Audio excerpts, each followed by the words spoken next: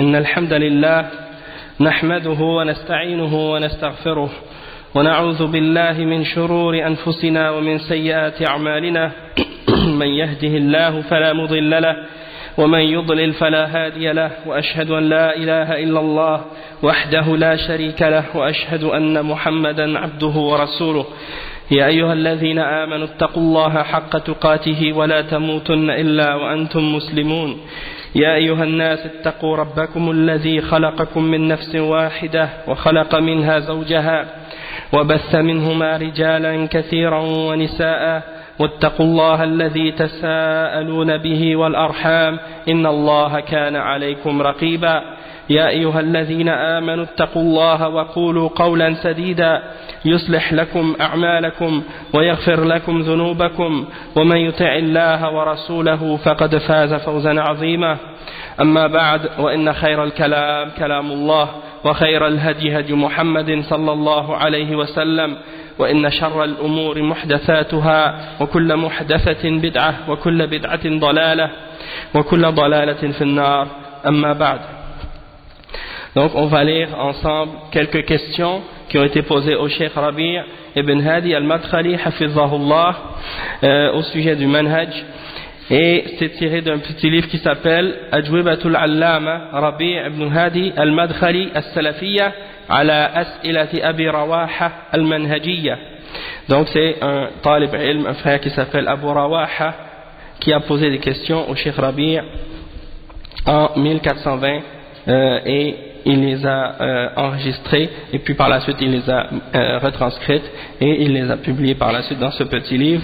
Et donc c'est des petites questions très intéressantes et très importantes sur le manhaj, et on va en lire une ou deux ensemble, ou deux ou trois plutôt, Inch'Allah, et ça nous aide à comprendre en même temps un peu de ce manhaj qui est le manhaj salafi, et en même temps ça nous aide également à connaître ce grand cheikh parmi les ulama de notre époque qui s'est dévoué et qui s'est concentré sur le fait de purifier ce manhaj et cette aqida qui est la aqida islamique, la aqida des salaf, de toute forme de déviation, et il a mis beaucoup d'efforts et beaucoup de temps pour réfuter des gens de bid'ah et pour réfuter des idées et des croyances ou des principes qui sont en opposition avec le Coran et la Sunna.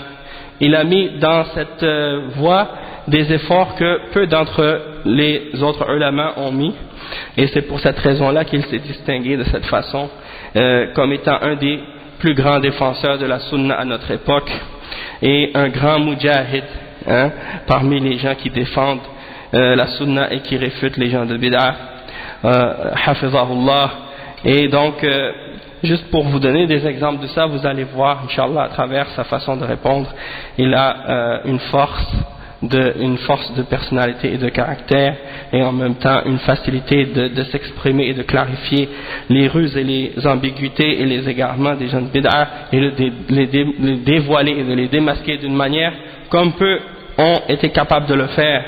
Et moi, en ce qui me concerne, je dis ça, et je suis certain que Cheikh il serait fâché de moi s'il entendait que je dis ça à son sujet, mais moi je le compare à Cheikh al-Islam ibn Taymiyyah à notre époque, puisque qu'est-ce qu'il a fait, c'est un peu comparable à qu'est-ce que Cheikh ibn Taymiyyah a fait. Donc wallahu a'lam, et wala uzaki ala Allahi ahada. Et donc on va ensemble lire quelques questions et réponses de ce cheikh, Inch'Allah. Donc le cheikh dit السؤال الأول في نظركم أي الطوائف الإسلامية المبثوثة في الساحة أكثر خطرا على الإسلام وأهله ومجانبة للمنهج السلفي. Donc la première question qui lui a été posée, c'est selon vous, lequel d'entre les groupes ou lesquels d'entre les groupes islamiques qui sont répandus sur le terrain actuellement représente un plus grand danger pour l'islam et pour les musulmans, et s'écarte le plus du manhaj des salaf.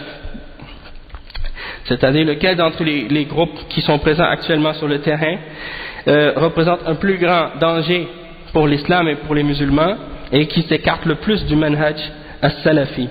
Le cheikh il a répondu à cette question et il a dit الجواب الحمد لله والصلاة والسلام على رسول الله أما بعد فالبدع شر كما وصفها رسول الله صلى الله عليه وسلم في كثير من خطبه فكانت كل خطبه أو جلها لا تخلو من تحذير من البدع وذم لها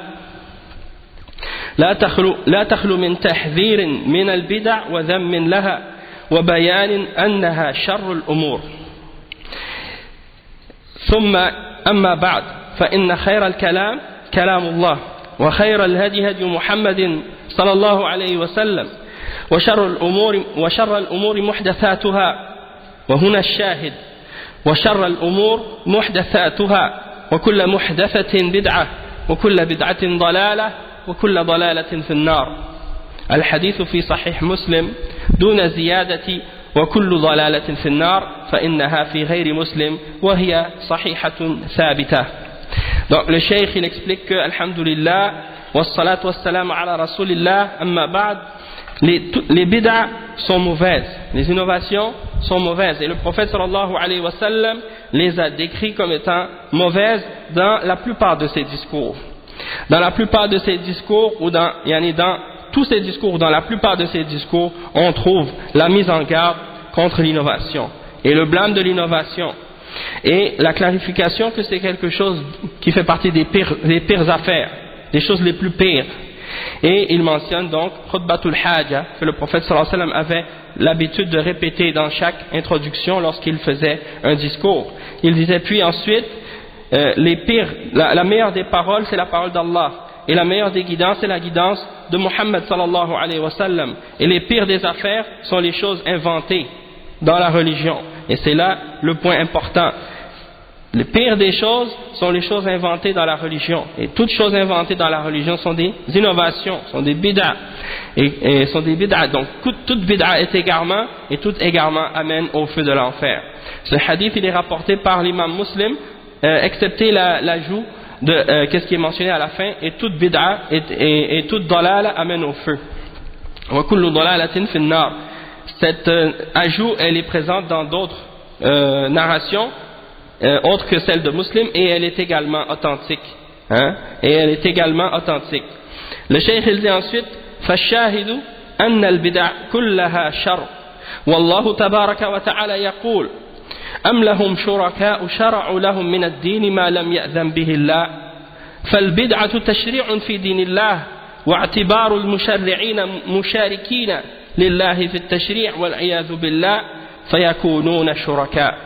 Donc le cheikh il dit que les bid'ah sont toutes mauvaises et Allah subhanahu wa ta'ala il mentionne dans un des versets dans le Coran qui est le verset 21 dans Surat Shura, est-ce qu'ils ont des partenaires ou des associés qui peuvent légiférer pour eux des choses de la religion qu'Allah n'a pas permises. Donc le cheikh explique que donc la bid'ah c'est de légiférer quelque chose dans la religion d'Allah qui n'en fait pas partie et de considérer donc qu'il existe des législateurs et des gens qui peuvent légiférer dans la religion d'Allah subhanahu wa ta'ala qui sont des partenaires avec Allah subhanahu wa ta'ala dans la législation wal iyadhu billah. Et donc c'est comme si ils ont pris les gens qui inventent des bid'ah comme étant des partenaires avec Allah subhanahu wa ta'ala dans un de ses droits exclusifs, c'est-à-dire le droit de légiférer. Et le cheikh il dit حق التشريع ليس إلا لله فهو الذي يشرع العقائد والمناهج والعبادات والحلال والحرام هذا من حقه وحده والرسول عليه الصلاة والسلام إنما هو مبلغ يقول أما بعد فإني لا أحل حراما ولا أحرم حلالا وعليه الصلاة والسلام إنما هو مبلغ إن عليك إلا البلاغ فالذي يخترع بدعا جعل نفسه شريكا لله تبارك وتعالى في هذا الحق العظيم. Donc le cheikh il explique ensuite que le droit de la législation il n'appartient que à Allah subhanahu wa ta'ala. C'est uniquement Allah subhanahu wa ta'ala qui a le droit de légiférer et c'est lui qui légifère dans les questions de croyance et qui nous explique qu'est-ce qu'on doit avoir comme aqida. C'est lui qui légifère dans les questions de manahij et dans les voies qu'on doit suivre. C'est lui qui légifère dans les adorations et dans les façons de se rapprocher d'Allah subhanahu wa ta'ala. C'est lui qui légifère dans le halal et c'est lui qui légifère dans le haram. Et personne n'a le droit de rendre haram ce qui est halal ou de rendre halal ce qui est haram, puisque la législation c'est un des droits exclusifs d'Allah subhanahu wa ta'ala. Donc c'est son droit à lui et à lui seul. Et le messager d'Allah sallallahu alayhi wa sallam, il n'est que celui qui transmet la révélation, qui transmet le verdict d'Allah subhanahu wa ta'ala. Et c'est pour cette raison-là qu'il dit amma ba'd, c'est-à-dire et ensuite, sachez que je ne rends pas haram ce qui est halal et je ne rends pas halal ce qui est haram. Et ça c'est rapporté dans une histoire comme c'est mentionné ici en note de bas de page dans un hadith qui est rapporté par l'imam Muslim. Et dans l'histoire de Ali radiyallahu anhu في قصة خطبة علي رضي الله عنه. Donc c'est-à-dire que le prophète Mohammed sallallahu alayhi wa sallam, il ne fait que transmettre le verdict que Allah subhanahu wa ta'ala lui a révélé, mais il ne légifère pas de façon qui est contraire à ce que Allah subhanahu wa ta'ala a révélé. Il ne rend pas halal ce qui est haram, il ne rend pas haram ce qui est halal. In alayka illa al-balagh, Allah subhanahu wa ta'ala dit dans sourate Shura, encore une fois le verset 48, il n'incombe à toi que de transmettre, il ne t'incombe que de transmettre le message.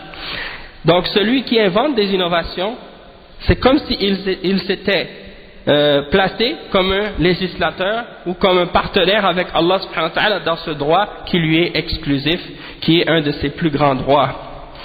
Donc le cheikh il dit فيجب أن لا نحصر كما يحصر السفهاء الآن من السياسيين تحريم التشريع فقط في مجال السياسة. توجه الأنظار إلى مصارعة الحكام مع أن رؤوس أهل الضلال ومخترع البدع في دين الله أشد ظلما وأشد فجورا وأشد خطورة من الحكام الفاسدين الذين يطلقون التشريعات يتلقون التشريعات من اليهود والنصارى وغيرهم. Donc le cheikh il explique un point ici qui est très important et que beaucoup de gens malheureusement négligent ou ils sont insouciants de cet aspect ou de ce point qui est très important, et en particulier certains individus parmi les gens de bid'a qui s'occupent que de la politique. Donc le cheikh il dit il ne faut pas limiter ou restreindre l'interdiction de la législation uniquement dans les questions de la politique, comme le font certains faibles d'esprit parmi les politiciens. C'est-à-dire que le droit de légiférer, c'est un droit exclusif d'Allah subhanahu wa ta'ala, mais ce n'est pas quelque chose qu'on doit restreindre uniquement aux questions politiques.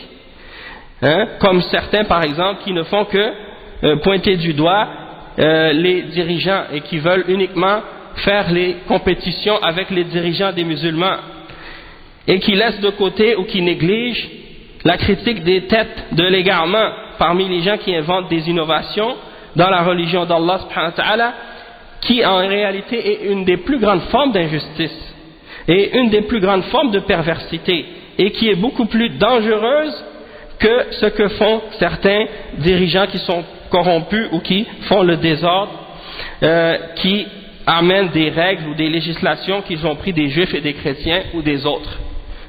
Les gens de bid'a et leur façon de légiférer dans la religion d'Allah subhanahu wa ta'ala, c'est plus dangereux et plus grave encore que ce que font ces politiciens-là lorsqu'ils s'inspirent des règles et des lois des kuffars dans la législation du pays et dans les questions politiques. Et le cheikh il va expliquer pourquoi.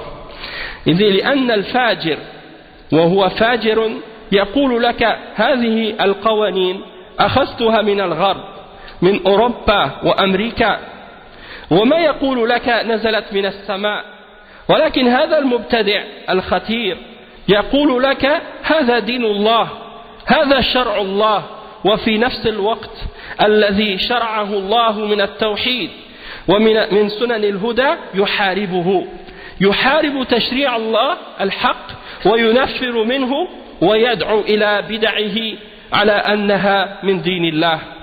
Donc le cheikh il explique, donc c'est là le point qui clarifie en fait la différence entre les deux et le danger de la bid'a qui est beaucoup plus grande. Il dit parce que la personne qui est perverse, comme ce dirigeant pervers par exemple, qui ramène les lois des kuffars et qui se base sur ces lois qu'il a pris de l'Est ou de l'Ouest, de l'Europe, de l'Amérique ou des autres pays des kuffars, il ne va pas te dire que ces lois-là, elles viennent d'Allah. Il ne va pas te dire que ces lois-là, elles viennent d'Allah. Il va te dire, ces lois, je les ai prises de chez les Européens, de chez les Américains, de chez les kuffars. Donc il reconnaît déjà à la base que ce ne sont pas des lois qui ont rapport avec la religion, ou qu'il reconnaît déjà à la base qu'elles sont en contradiction avec l'islam, et qu'elles n'ont rien à voir avec l'islam. Tandis que le mubtadi', qu'est-ce qu'il te dit? Il te dit que les innovations, le dirigeant qui est injuste ou qui est pervers ou qui juge par les lois des hommes, il ne va pas te dire ces lois que j'ai prises, elles viennent du ciel ou elles descendent de Allah subhanahu wa ta'ala. Non, ils disent elles viennent de l'Occident ou de l'Orient ou bien elles viennent de l'Europe ou de l'Amérique. Tandis que le mubtadi', c'est beaucoup plus dangereux, puisque lui, qu'est-ce qu'il te dit? Les choses qu'il a légiférées et qu'il a inventées dans la religion, il dit que ça vient de la religion d'Allah. Il dit que ça te vient de la législation d'Allah subhanahu wa ta'ala. Et non seulement ça, mais pire encore, la religion qui vient réellement d'Allah et qui est légiférée d'Allah subhanahu wa ta'ala dans le Coran et dans la Sunna, il déclare la guerre à ça. Et il le combat. Il combat le tawhid. Et il combat les aspects de la Sunna qui font partie de la guidance. Et il combat la législation d'Allah subhanahu wa ta'ala qui est véridique. Et il fait fuir les gens de cette législation qui vient d'Allah subhanahu wa ta'ala. Et il appelle et il invite à ces innovations comme étant des aspects et des parties des choses qui font partie de la religion d'Allah subhanahu wa ta'ala. Donc vous voyez maintenant comment le mubtadi' il est beaucoup plus dangereux pour les musulmans que le politicien par exemple qui amène des lois de l'Occident, même si ça aussi c'est grave et même si ça aussi c'est dangereux, mais le danger du mubtadi' est encore plus grand que ça à cause de ce danger-là, parce qu'il parle au nom de l'islam. Et c'est pour ça que certains des sururiya, certains des gens de bid'a comme les qutbiyin, ils disent à propos des salafis, vous êtes des khawarij avec les du'at et vous êtes des murji'a avec les dirigeants. Ça fait partie de leur shubuhat. Les gens de bid'a, ils aiment jouer avec les mots et avec les idées pour mélanger les gens dans leur religion. Et ici on voit un exemple qui nous clarifie la distinction entre les deux. Les dirigeants qui jugent par des lois autres que la loi d'Allah subhanahu wa ta'ala et qui reconnaissent que ces lois-là sont contraires à l'islam et qui ne les considèrent pas comme étant permises ou comme étant égales à la religion d'Allah ou comme étant supérieures à la religion d'Allah, on ne peut pas dire d'eux que ce sont des kuffars. On dit que leur kufr c'est un kufr qui est duna kufr.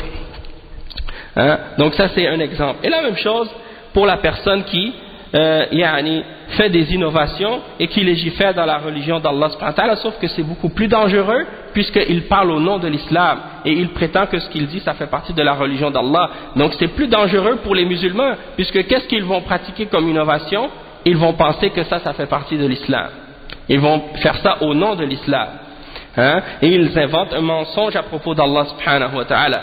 Donc c'est pour cette raison-là que les ulama ils réfutent les gens de bid'a de façon beaucoup plus dure et ils clarifient leurs égarements de façon beaucoup plus claire, tandis qu'avec les dirigeants ils suivent et ils mettent en application les autres enseignements du prophète sallallahu alayhi wa sallam qui nous ordonne de donner la nasiha aux dirigeants en privé et qui nous enseigne également d'écouter et d'obéir aux dirigeants dans le bien et de ne pas sortir contre le dirigeant excepté s'il fait un kufr clair apparent au sujet duquel il y a une preuve venant d'Allah subhanahu wa ta'ala, et que même dans un cas où il commet un acte de kufr qui est clair apparent, de prendre en considération les conditions et les règles à ce sujet-là pour éviter la fitna et pour éviter de faire couler le sang des musulmans et ainsi de suite.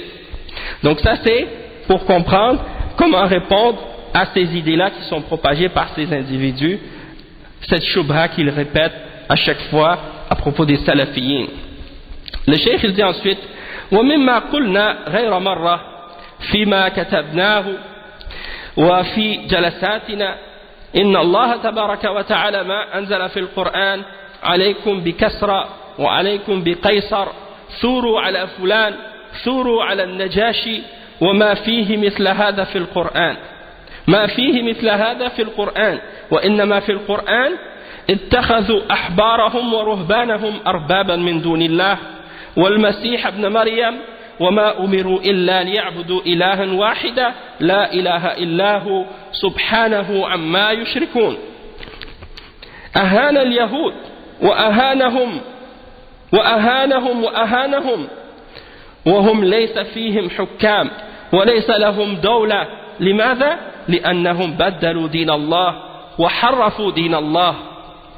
Le cheikh il explique, il dit, et parmi les choses que j'ai écrites et parmi les choses que je répète dans mes assemblées lorsque je m'assois avec les gens, je répète tout le temps que Allah subhanahu wa ta'ala il n'a pas révélé dans le Coran allez révoltez-vous contre Kisra, allez sortez contre Kaysar, ou révoltez-vous contre un tel, ou révoltez-vous contre An-Najashi, parmi les dirigeants qui existaient à son époque. Il n'a pas appelé à ces choses-là. Il n'a pas appelé les gens à se révolter ou à se rebeller de cette façon. Mais on retrouve dans le Coran par contre, qu'est-ce que Allah subhanahu wa ta'ala a mentionné comme dans le verset 31 dans Surat Tawbah, ittakhadhu ahbarahum wa ruhbanahum arbaban min dunillah. Ils ont pris leurs moines et leurs rabbins, et leurs moines comme des seigneurs en dehors d'Allah subhanahu wa ta'ala, ainsi que le Messie, fils de Marie, alors qu'il n'était ordonné que d'adorer une divinité unique. Rien ne mérite d'être adoré excepté lui, qu'il soit purifié de ce qu'il lui associe, et gloire à lui de ce qu'il lui associe. Donc on voit dans ce verset-là que Allah subhanahu wa ta'ala il a humilié et réfuté les juifs et les chrétiens, tandis qu'il n'a pas humilié et réfuté les dirigeants. Ces juifs et ces chrétiens ce ne sont pas des dirigeants et ils n'ont pas d'État. Alors pourquoi il les a réfutés eux en particulier? Parce qu'ils ont changé la religion d'Allah subhanahu wa ta'ala et qu'ils ont falsifié la religion d'Allah subhanahu wa ta'ala. فرؤوس الضلال من أهل البدع من جهمية ومعتزلة وخوارج وصوفية وأهل الحلول وأهل وحدة الوجود هؤلاء أمرهم خطير على الإسلام والمسلمين. كذلك الأحزاب السياسية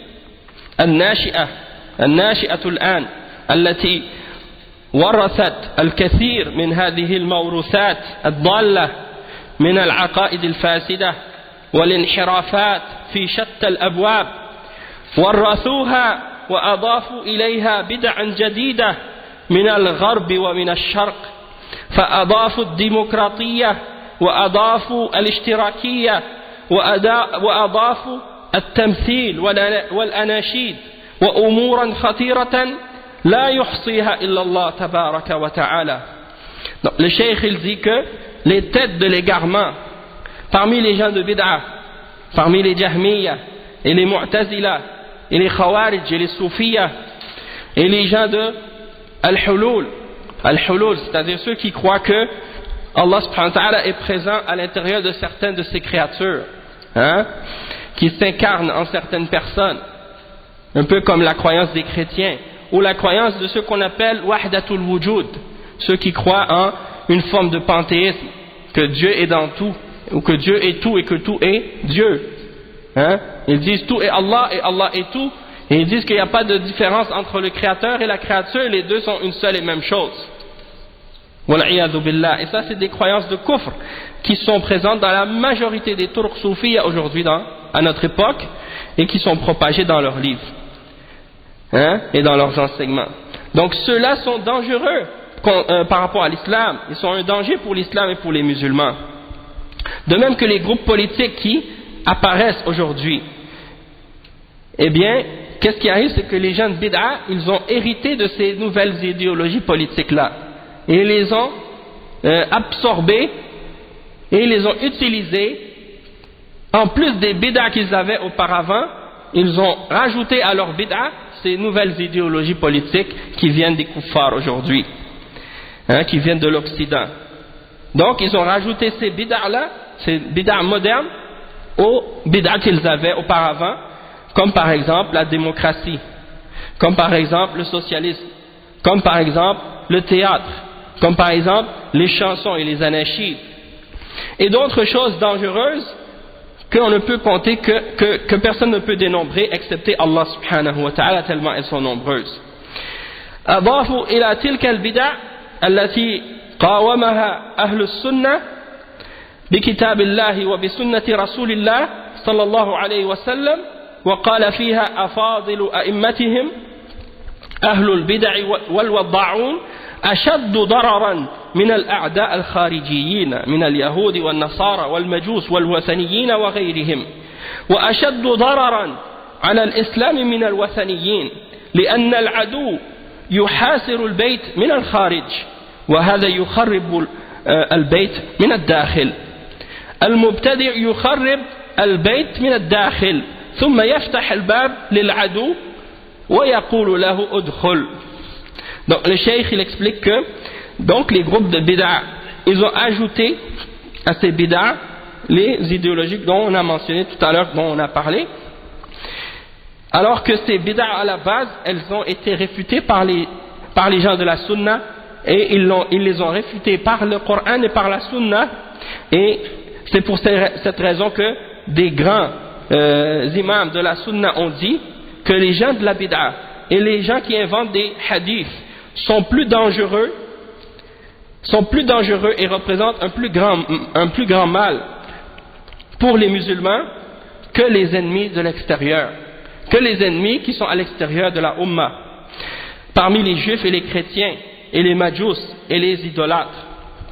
Ils sont un plus grand tort pour les musulmans et un plus grand mal pour les musulmans et pour l'islam que les idolâtres, parce que l'ennemi, il vient et il essaie d'entourer la maison de quelqu'un et de l'encercler et de l'assiéger, tandis que ces gens de bid'a, ils détruisent la maison de l'intérieur comme des munafiqin. Donc le cheikh il dit que le mubtadi', il détruit la maison de l'intérieur, puis après qu'est-ce qu'il fait? Il ouvre la porte et il dit aux ennemis de l'extérieur, entrez. Et c'est ça le danger des gens de bid'a. وهكذا ضربوا مثلا لأهل البدع لبيان شرهم وخطورتهم. Et c'est pour cette raison-là qu'ils ont donné comme exemple, cet exemple à propos des gens de bid'a, justement pour expliquer et clarifier leur danger. Et on le voit actuellement, qui est-ce qui collabore le plus avec les kuffars? Qui est-ce qui collabore le plus avec les juifs et les chrétiens et avec les athées et les laïcs contre les musulmans et contre ceux qui veulent s'accrocher à l'islam et contre ceux qui veulent suivre l'exemple des salafs? Ce sont justement ces gens de bid'a. Et c'est un exemple justement de ce que le cheikh il explique. Il dit وَهَكَذَا ضَرَبُوا مَثَلًا لِأَهْلِ الْبِدَعِ لِبَيَانِ شَرِّهِمْ وَخُطُورَتِهِمْ.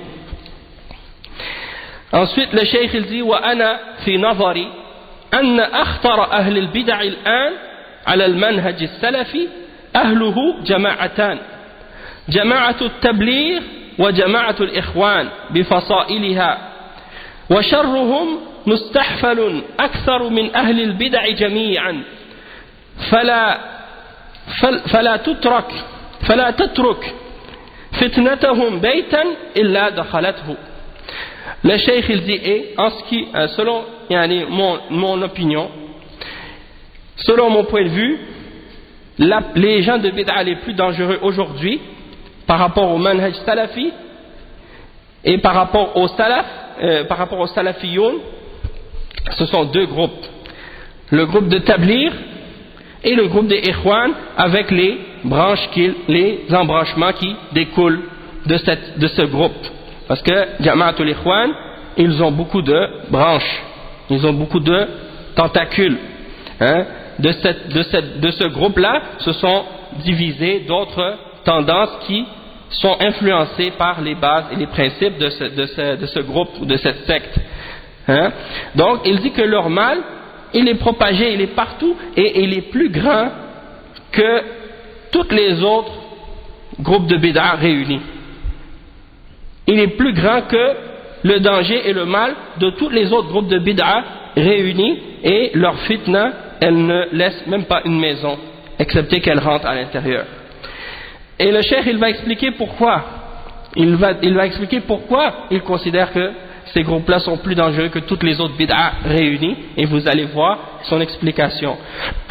Le cheikh, il dit لأن أهل البدع من خوارج وروافض ومعتزلة كانوا منطوين على أنفسهم منعزلين مقموعين لا يدخلون مساجد أهل السنة فيستولون عليها ولا ينصبون أنفسهم أئمة وخطباء فيها ولا يدخلون في مدارسهم ولا يتسللون إلى بيوت المسلمين وإلى نسائهم وصبيانهم.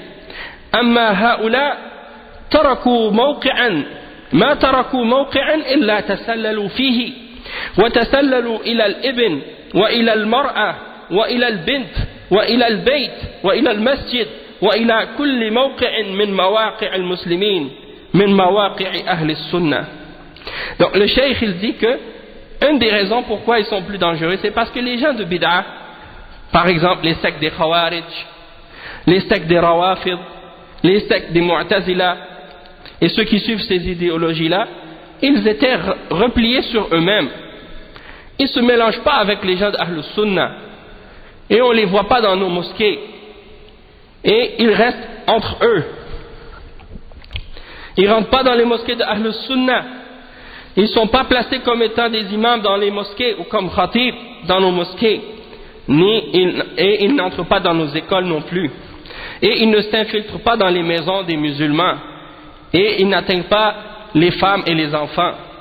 Tandis que ceux-là, ces groupes-là, ils n'ont pas laissé un endroit excepté qu'ils s'y sont infiltrés et qu'ils ont atteint le fils et la femme et la fille et la maison et la mosquée, et ils sont rentrés dans tous les endroits pour atteindre les musulmans, là où il y a les musulmans de Ahl Sunnati wal Jama'a. Et ça, si vous réfléchissez bien là-dessus, vous allez constater, vous allez voir que c'est vrai. Hein? Dans le sens que c'est à travers ces groupes-là que les gens de bid'a ont pu avoir la possibilité de rentrer parmi les musulmans de Ahl Sunnah. Avant ça, ils étaient tous isolés, chacun de leur côté, renfermés et repliés sur eux-mêmes. Ils n'atteignent pas les gens d'Ahl Sunnah. Ils ne rentrent pas dans les pays d'Ahl Sunnah pour commencer à faire leur da'wah. Mais ces groupes-là leur ont ouvert la porte. Hein? Des gens d'Ahl Sunnah. Donc le cheikh il dit فلا شك أن خطرهم شديد جدا في الوقت الذي ميعوا فيه الإسلام ميعوا فيه العقائد وحطوا من شأنها لا بالكلام ولكن بالعمل فتراهم يحاربون من يدعو إلى العقيدة ويسخرون منه ومن يدعو إلى الكتاب والسنة ويسخرون منه ويحاربونه. Donc le cheikh il dit, il n'y a pas de doute que leur danger est un grand danger, et à notre époque en particulier, puisqu'ils ont essayé de diluer l'islam et d'affaiblir l'islam. Ils ont essayé de diluer nos croyances et de les mélanger avec d'autres choses pour les rendre plus faibles et pour diminuer leur importance. Non pas par la parole, mais par l'action, par le geste. Donc tu les vois par exemple, ils combattent celui qui appelle à la aqidah, ils se moquent de lui. Celui qui appelle au Coran et à la Sunna, ils se moquent de lui et ils lui font la guerre. Le cheikh il dit وَيُحِبُّونَ أَهْلَ الْبِدَعِ وَيُوَالُونَهُمْ وَيَضَعُونَ أُصُولًا كما قلنا لم يهتد إليها الشيطان منذ فجر تاريخ البشرية إلى يومنا هذا ولم تهتدي إلى هذه الأصول كل فرق الضلال من الخوارج والمعتزلة والمرجئة. Donc le cheikh il dit ils aiment les gens de bid'a et ils les défendent Et ils ont établi des fondements, comme on a dit, que même le shaitan n'avait pas réussi à trouver. Même le shaitan n'avait pas trouvé ces fondements-là. Eux, ils les ont ramenés depuis le shaitan ne les avait pas ramenés depuis le début de l'histoire de l'humanité jusqu'à notre jour. Et eux, ils les ont ramenés. Ce sont des fondements que même toutes les sectes d'égarement n'avaient pas trouvés auparavant avant eux. Les sectes d'égarement comme les Khawarij, les Mu'tazila et Murji'a, ils n'avaient pas trouvé ces fondements-là, eux ils les ont ramenés. اخترعوا هذه الأصول تمويها وكذبا على القرآن والسنة وبترا وخيانة في كلام العلماء وأخرجوا كتبا تنادي بمنهج الموازنات. لماذا؟ لحماية البدع وأهلها وكتبها ومناهجها للحط من أهل السنة والجماعة. اخترعوا فقه الواقع لإسقاط المنهج السلفي وعلمائه والتهم السياسية التي أخذوها من البعثيين والعلمانيين والشيوعيين من الماسونية وغيرهم.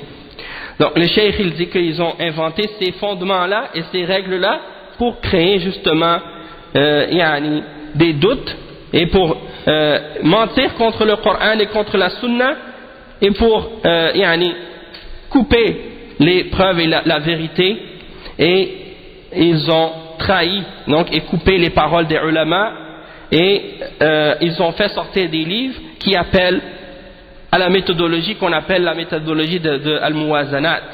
Al-Muwazanat, c'est-à-dire qu'ils ont inventé un principe qui dit que lorsque tu parles des gens de bid'a et que tu les critiques ou que tu les réfutes, il ne faut pas juste mentionner leurs erreurs, il faut obligatoirement mentionner leurs bonnes actions et le bien qu'ils ont fait.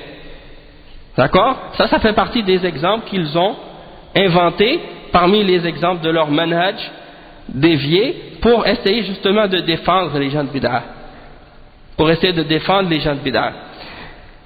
Et pour également défendre leurs livres et défendre leur méthodologie, et également en même temps pour rabaisser les gens de Ahl Sunnati wal Jama'a.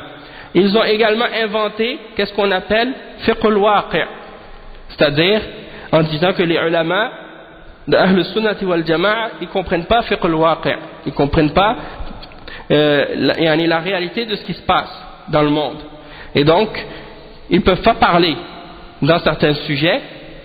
C'est seulement les hizbiyin et les gens de bid'a qui ont le droit de parler dans ces questions de politique ou des questions d'actualité. Les ulama, eux, ils ne comprennent pas, il ne faut pas se référer à eux dans ces questions-là, dans les questions de djihad ou dans les questions de politique ou des questions qui ont rapport avec ce qui se passe dans les pays musulmans. Ça fait partie de certaines d'entre ces shubuhat. Et ils ont ramené d'autres principes et maintenant ils en inventent encore d'autres. Et il y en a d'autres qui apparaissent à chaque fois. Allahul Musta'an. Donc le cheikh il dit, ils ont inventé ces principes-là pour faire tomber le manhaj salafi et pour faire tomber les ulama salafiyin. Et ils lancent contre eux des attaques et des accusations politiques du style des attaques et des accusations qu'on entendait de la part des ba'thiyin et des ilmaniyin et des shuyu'iyin et des francs-maçons, ainsi de suite, des communistes, les socialistes et les gens qui appellent au parti de Ba'ath ou d'autres idées, d'autres systèmes ou idéologies politiques de ce genre.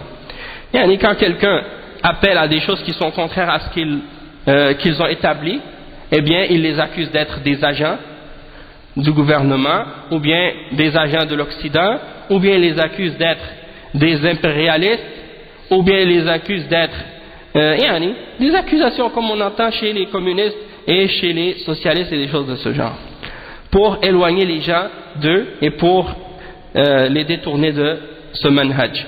Donc le cheikh il dit فلا يتحرك إنسان للدعوة السلفية إلا وقالوا عليه جاسوس. Il n'y a pas une personne qui, parmi les gens, se lève pour faire la da'wah et appeler à la salafiyya, excepté qu'ils vont dire à son sujet que c'est un espion. Ils vont dire à son sujet que c'est un espion. Allahul Musta'an. Et ça, vous le constatez, subhanallah, je l'ai déjà entendu. Donc, Ça c'est des exemples. وبالأفكار هذه غرسوا في أذهان شبابهم أن هذا الجاسوس أحقر من اليهود والنصارى والشيوعيين. Et donc, avec ces idéologies-là, ils ont inculqué dans l'esprit de leurs jeunes que cet espion, il est plus méprisable que le juif, que le chrétien et que le communiste. وكل بلاء فيهم وكل بلاء فيهم يقذفون به الأبرياء فخطرهم شديد على الإسلام والمسلمين من جهات متعددة. Donc chaque problème qu'ils ont en eux-mêmes, ils en accusent les innocents, et leur danger donc contre l'islam et contre les musulmans est très grand et de différents points de vue. نسأل الله أن يهديهم أو يكف بأسهم عن الإسلام والمسلمين فإن أفاعيلهم هذه كلها ينسبونها إلى الإسلام وكثير من فصائلهم ينسبونها إلى المنهج السلفي ظلما وزورا وكذبا. فنسأل الله العافية ونسأل الله أن يبصر شباب الأمة ليعرفوا دين الله الحق ويعرفوا من يدعو إلى هذا الحق ويذب عنه وهم والله ولله الحمد موجودون وكثيرون في الشام وفي اليمن وفي الشرق في الغرب. نسأل الله أن يعلي بهم راية السنة وأن يقمع بهم أهل الباطل وأن يحقق في الموجود منهم ناصر الحق. قول الرسول صلى الله عليه وسلم لا تزال طائفة من أمتي على الحق ظاهرين لا يضرهم من خذلهم ولا من خالفهم حتى يأتي أمر الله عز وجل. Donc le cheikh il dit qu'on demande à Allah subhanahu wa ta'ala de les guider ou bien de les arrêter, de les stopper ou de stopper leur mal qu'ils font aux musulmans et à l'islam et aux musulmans, parce que les choses qu'ils font, ils les attribuent à l'islam. Et plusieurs de leurs différentes branches vont même essayer d'attribuer ce qu'ils font au manhaj salafi par injustice et bien entendu de façon mensongère, comme qu'on entend par exemple de la part des Sururiya qui se disent parfois salafis et qui défendent tout ce qui est en contradiction avec le manhaj des salafs, comme par exemple le fait de faire le takfir des dirigeants et les actes de terrorisme et des choses de ce genre, et ils se prétendent salafis par la suite. Donc ça c'est des exemples des choses qu'ils attribuent au manhaj des salafs qui n'a rien à voir avec la salafiyya. Ensuite il dit, on demande à Allah subhanahu wa ta'ala donc de nous épargner, de nous pardonner et de donner aux jeunes de la Ummah la compréhension de la religion pour qu'ils puissent connaître la religion d'Allah subhanahu wa ta'ala et pour qu'ils puissent reconnaître ceux qui invitent à la vérité, à cette vérité et qui défendent cette vérité, et ce sont eux et ils sont présents, et il dit par Allah je jure qu'ils existent et qu'ils sont présents et qu'ils sont nombreux en Syrie, au Yémen, dans l'Est et dans l'Ouest. Et on demande à Allah subhanahu wa ta'ala que Allah subhanahu wa ta'ala élève par eux la bannière de la sunna et qu'il écrase par eux les gens de la fausseté et qu'il établisse par eux qu'est-ce qu'il a mentionné dans le hadith du prophète, qu'est-ce qui est mentionné dans le hadith du prophète sallallahu alayhi wa sallam, qu'il fasse d'eux des gens qui donnent la victoire à la vérité, comme c'est mentionné dans le hadith du prophète sallallahu alayhi wa sallam, qui a dit qu'il y aura toujours un groupe de ma umma qui va être victorieux sur la vérité, et ceux qui s'opposent à eux ou qui les abandonnent ne pourront pas leur nuire, et ils vont demeurer ainsi jusqu'à ce que vienne l'ordre d'Allah Azza wa Jal. Donc ça c'est la fin de la réponse à la première question. Et au sujet de ce que dit le cheikh, au sujet des ikhwan et des gens de bid'a, chacun d'entre nous, et en particulier ici en Europe, et même moi je peux parler de qu'est-ce que j'ai vu de la part de ces gens-là au Canada et aux États-Unis, on est tous témoins de leur méthode et de leur technique et de leur façon hypocrite d'agir et leur façon de mentir à propos de la religion d'Allah subhanahu wa ta'ala, comme des caméléons qui s'adaptent à chaque situation et qui changent de couleur selon le terrain, pour faire plaisir à ceux qui sont autour d'eux et en même temps pour se tailler une place chez les gens, puis par la suite pour en profiter pour manipuler les musulmans. نسأل الله العافية. السؤال الثاني: شيخنا الفاضل، لماذا اخترتم منهج الجرح والتعديل طريقا مع أنه في نظر كثير من الدعاة والمصلحين يعدونه سببا في تفكك الأمة وسبيلا إلى بغض من ينحو هذا المنحى، محتجين بأن زمن الجرح والتعديل قد انتهى مع زمن الرواية. Donc ils ont posé la question au cheikh, Cheikhuna al-Fadil, notre noble cheikh, pourquoi avez-vous choisi, لماذا اخترتم, pourquoi vous avez choisi comme manhaj ou comme voie le manhaj du jarh et du ta'dil, de la critique et de l'éloge, alors que selon plusieurs personnes parmi les du'at et parmi les réformateurs, ils considèrent que cette voie est une cause dans la division de la Ummah et que c'est un moyen d'amener la haine de ceux qui d'amener la haine vers la personne qui a choisi de prendre ce chemin. Et ils prennent comme argument ou comme preuve le fait que l'époque du jarh et du ta'dil, de faire la critique et de faire l'éloge, c'est quelque chose qui s'est terminé après la période de la transmission des hadiths, en voulant dire que à notre époque on fait plus la transmission des hadiths puisque les livres de hadiths sont recueillis, on n'a plus besoin de jarh ou ta'dil. Qu'est-ce qu'on répond à ça? Le cheikh il a répondu, et vous allez voir à travers sa réponse, alhamdulillah, le manhaj du cheikh.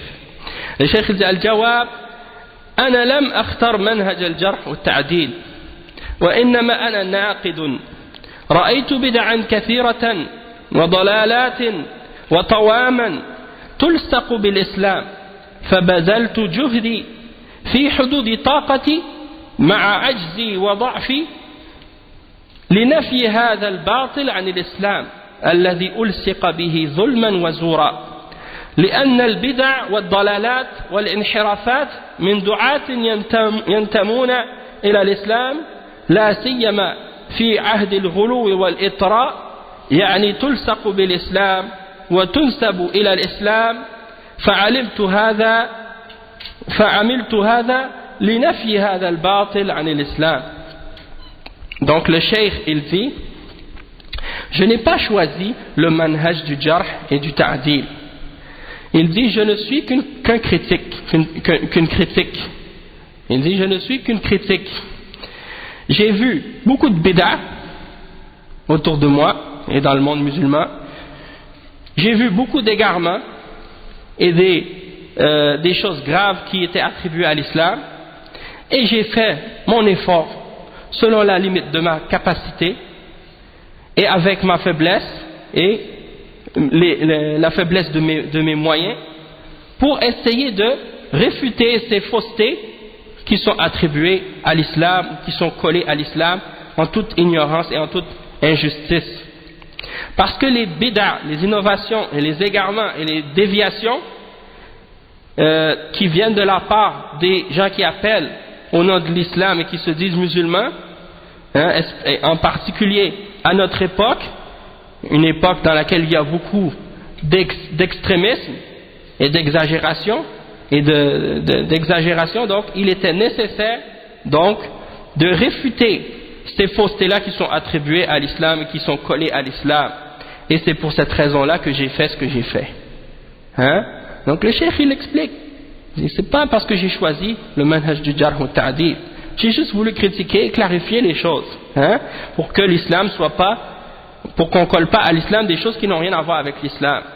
Le cheikh il dit: summiya jarhan ou ta'dilan ou summiya ma summiya ana ma ujarrih innama antaqidu kalaman batilan wa ubayyin منافاته للإسلام بارك الله فيك بالأدلة والبراهين ومخالفته للعقيدة ومخالفته للمنهج الإسلامي أبين هذه الأشياء التي تعتبر فقها في باب العقيدة والمنهج بارك الله فيكم. Donc le cheikh il dit ça peut être appelé jarh, ça peut être appelé ta'dil et ça peut être appelé ce qu'on l'appelle. Mais moi je ne fais pas le jarh, là ou jarrih. Il dit que tout ce que je fais c'est que je critique des paroles fausses et je clarifie qu'est-ce qu'il y a de contraire à l'islam dans ces paroles barakallahu fik, avec les preuves et les évidences, et j'explique comment elles sont en contradiction avec la aqidah et comment elles sont en contradiction avec la méthodologie de l'islam, et j'explique ces choses, et ça c'est quelque chose qui est considéré comme un aspect du fiqh dans le chapitre, dans les questions de aqidah et de manhaj. Barakallahu fikum. سمى بعض الناس ذلك جرحا وتعديلا. طبعا قد يدخل شيء من الجرح والتعديل خلال هذا النقد، فأنا ما أسمي نفسي مجرحا معدلا، وإنما أسمي نفسي ناقدا ضعيفا مسكينا، وما دخلت بحبوحة هذا النقد بارك الله فيك إلا لأن الناس انصرفوا إلى أشياء أخرى من جوانب الإسلام يخدمها الإسلام. Le cheikh il dit, il y a des gens qui ont appelé ça, ce que j'ai fait, jarh et ta'dil. Et naturellement c'est sûr que certaines des choses que je fais peuvent rentrer dans le jarh et ta'dil à travers les critiques que je fais. Mais je ne m'appelle pas moi-même un mujarrih ou bien un mu'addil. Je ne m'appelle moi-même qu'une critique, une personne qui fait la critique. Ana naqid, c'est ça qu'il dit. Et une critique faible et pauvre. Une critique faible et pauvre. Et ça, on voit à travers ça l'humilité du cheikh. Naqidan da'ifan miskinan. Et il dit, je ne suis pas rentré dans ce domaine de la critique, barakallahu fikum, excepté parce que j'ai vu que des gens se sont préoccupés ou se sont détournés vers d'autres choses parmi les autres aspects de l'islam, et ils ont servi d'autres domaines de l'islam. Donc quand j'ai vu que des gens se sont préoccupés plus de d'autres domaines de l'islam, alors moi, à cause de ça, j'ai voulu me concentrer sur ce domaine-là. Et ensuite, le cheikh il dit,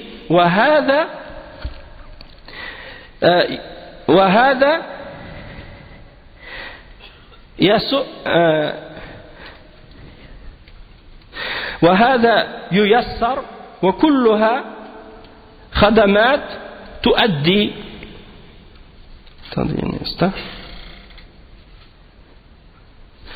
وهذا ييسر وكلها خدمات تؤدي إلى رفع راية الإسلام وإعلاء كلمة الله تبارك وتعالى، وهذا يتجه إلى باب النقد، وذاك يتجه إلى تصحيح الأحاديث، ولا نلوم هذا ولا ذاك، هذا من فروض الكفايات، إذا قام به البعض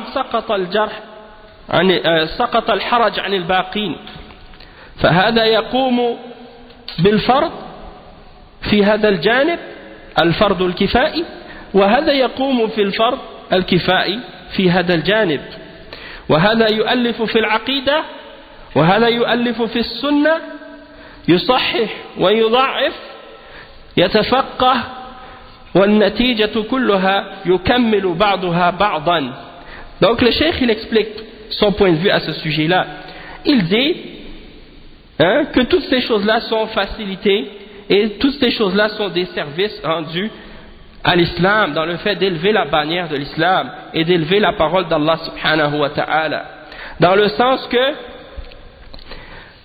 une personne il choisit ou il prend le domaine de la critique, tandis qu'un autre savant, il va se diriger ou s'orienter vers la vérification de l'authenticité des hadiths, et on ne va pas critiquer ou blâmer l'un ni l'autre, parce que chacun d'entre eux, il va remplir un des domaines, parmi les domaines qui font partie des obligations qu'on appelle fardul kifaya, c'est-à-dire que s'il y a un nombre suffisant de musulmans, de gens qui ont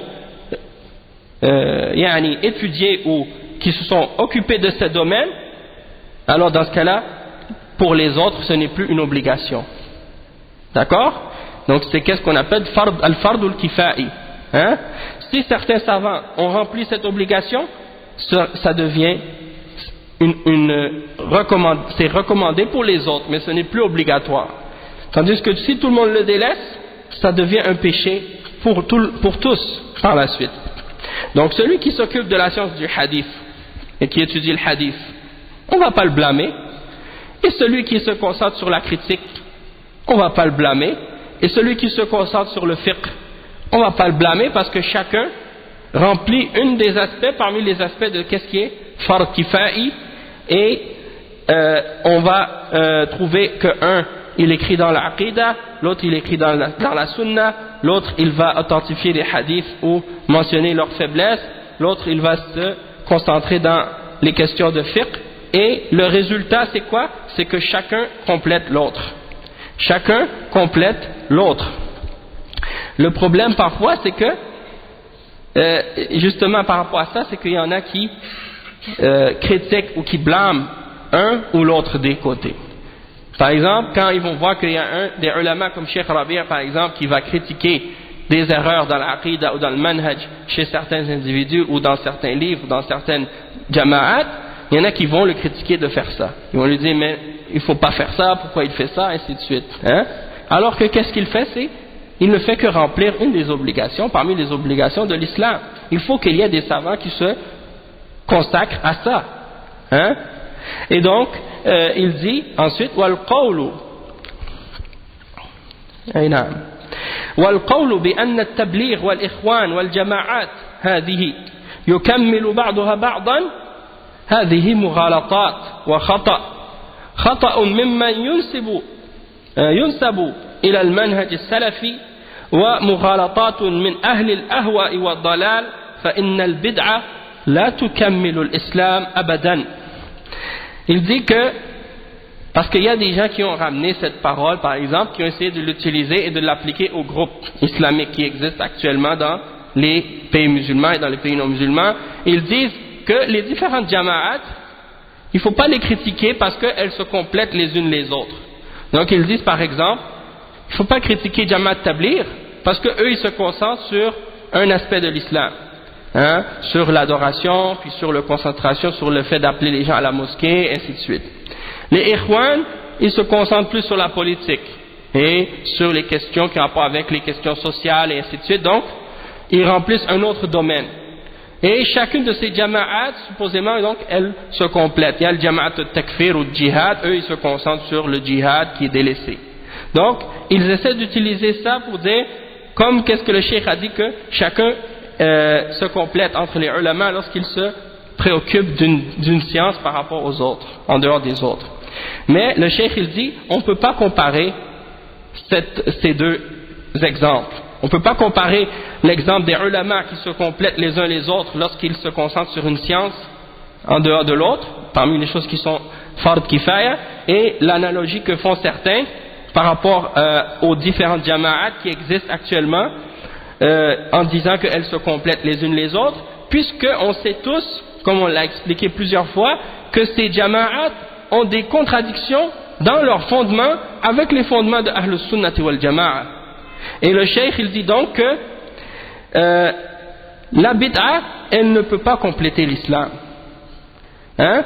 La bid'a, elle ne peut pas compléter l'islam. Donc on ne peut pas dire qu'une de ces jama'at complète qu'est-ce qu'une autre à négliger ou à laisser de côté ou des choses de ce genre. Et le cheikh il dit فإذا كان هذا جند نفسه لرفع راية البدع ونصرتها والدعوة إليها والآخر مثله فإن هذه لا نرى إلا أنها هدم للإسلام لا تكمل من الإسلام شيئا إنما تنقص وتشوه.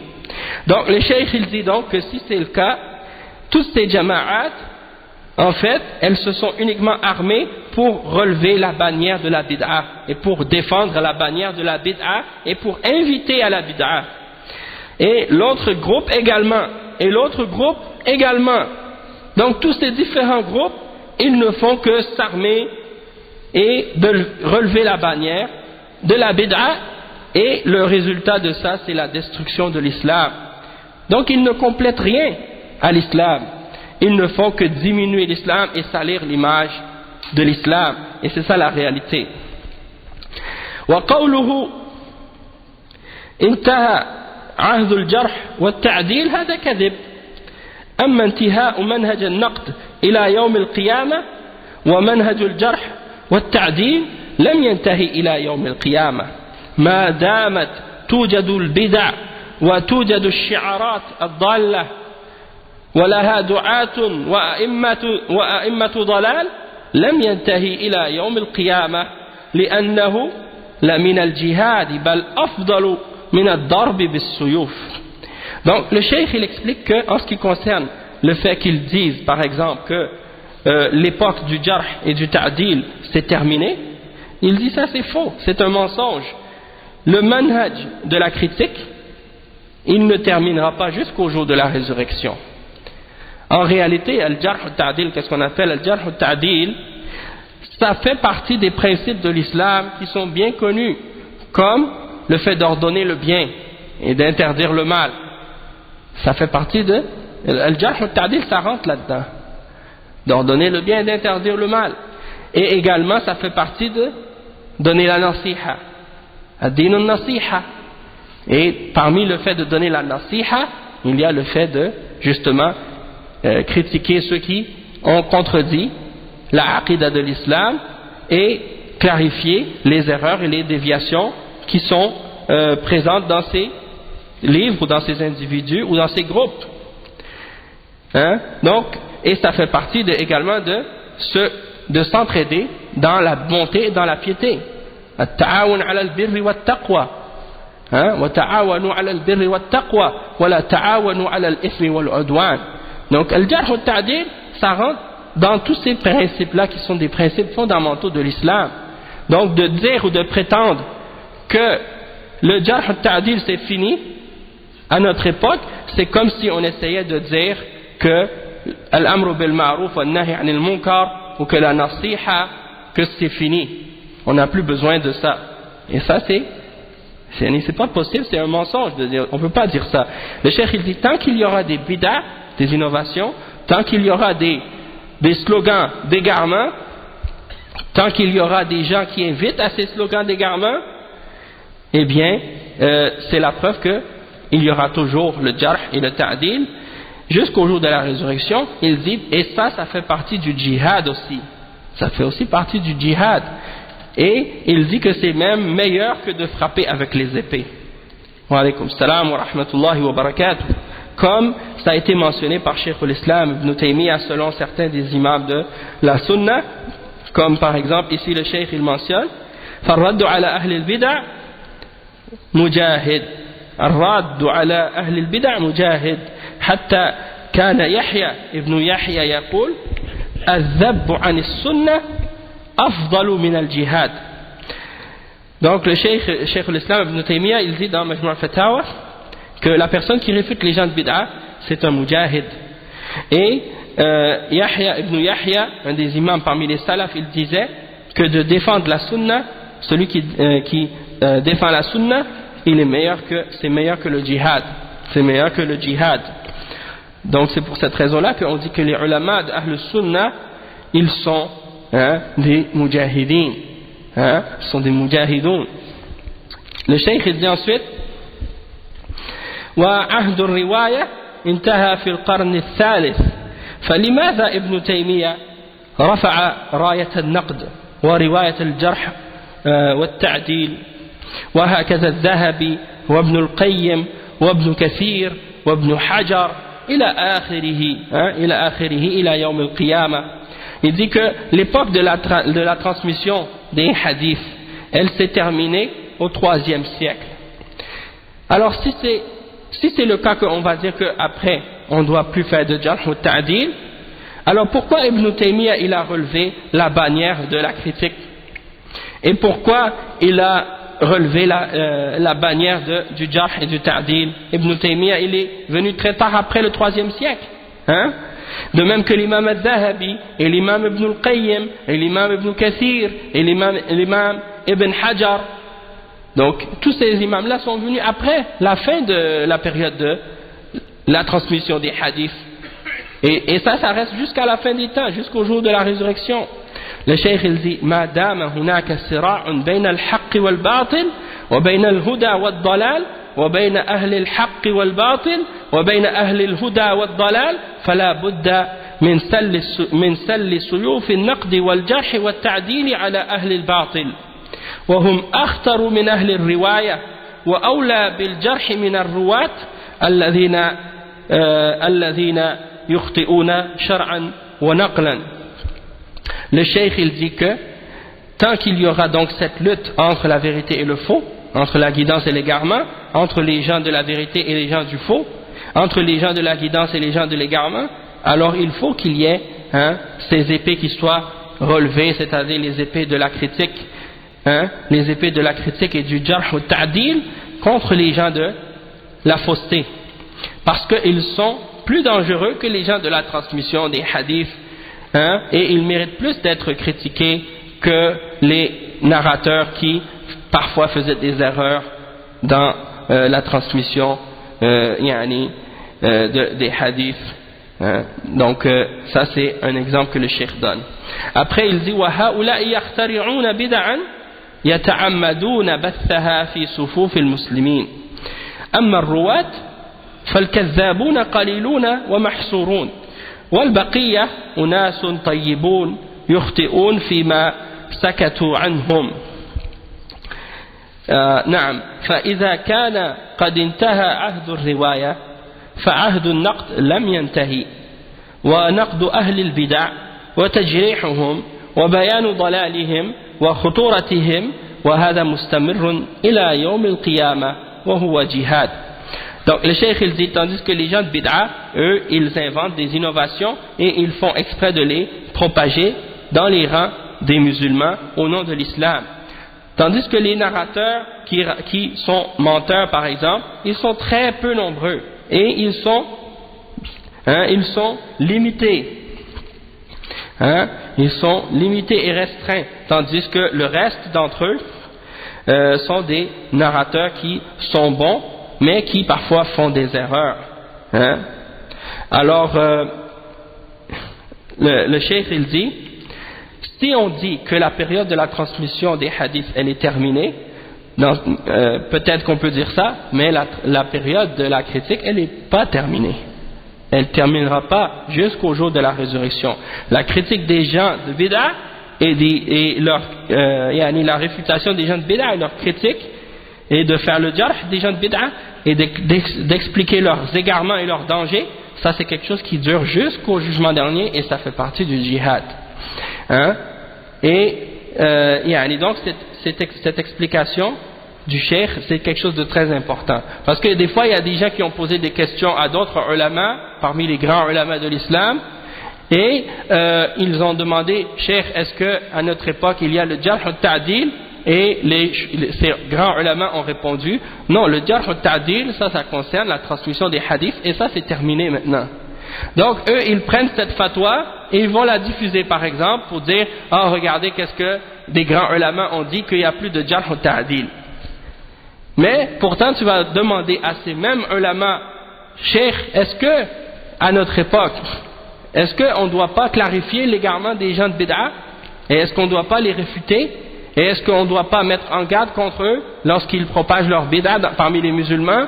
Et vous allez voir qu'ils vont répondre à cette question-là et ils vont dire oui, ça c'est une obligation et c'est un devoir des ulama et des tulab al-ilm de faire ça. et de clarifier l'égarement et de critiquer les gens qui ont des déviations ou des innovations dans leur manhaj, dans leur aqidah et ainsi de suite. Et comme par exemple, ça c'est arrivé justement avec des fatwas des questions qui ont été posées à ce sujet-là, par exemple à Cheikh Al-Fawzan, Cheikh Saleh Al-Fawzan. Lui ont posé la question, Cheikh, est-ce qu'à notre époque il y a le jarh ou ta'dil? Il a dit non, ça c'est fini avec la transmission des hadiths. Toutefois, quand on a posé les questions au Cheikh à propos de réfuter les gens de bid'a et de mettre en garde contre eux et ainsi de suite, le Cheikh il a plein de fatwas contre les gens de bid'a. Et il met en garde contre les gens de bid'a dans ses durus, et dans ses livres, et dans ses écrits. Et même si vous regardez par exemple le sharh qu'il a fait de l'aqida de l'imam Al-Barbahari, Sharh al-Sunnah, et comment il a expliqué les paroles de l'imam Al-Barbahari sur ces questions-là, il n'y a pas de doute, c'est clair. Sa parole à ce sujet-là, c'est la même parole que Cheikh Rabi'. Et c'est la même parole que les autres ulama de l'islam, chez les salafs et à notre époque. Hein? Donc ça c'est des exemples, et j'ai voulu vous lire ces deux fatwas du Cheikh, juste pour partager avec vous donc un peu de qu'est-ce que le Cheikh justement il clarifie à ce sujet-là. On va s'arrêter ici. On n'a pas le temps de faire plus que ça, mais quand même, Inch'Allah, ça a été bénéfique et j'espère que c'est profitable. Et on demande à Allah subhanahu wa ta'ala donc de nous augmenter en science et de nous préserver des fitan, qu'elles soient apparentes ou cachées. Barakallahu fikum wa jazakumullahu khairan, wassalamu alaikum wa rahmatullahi wa barakatuh.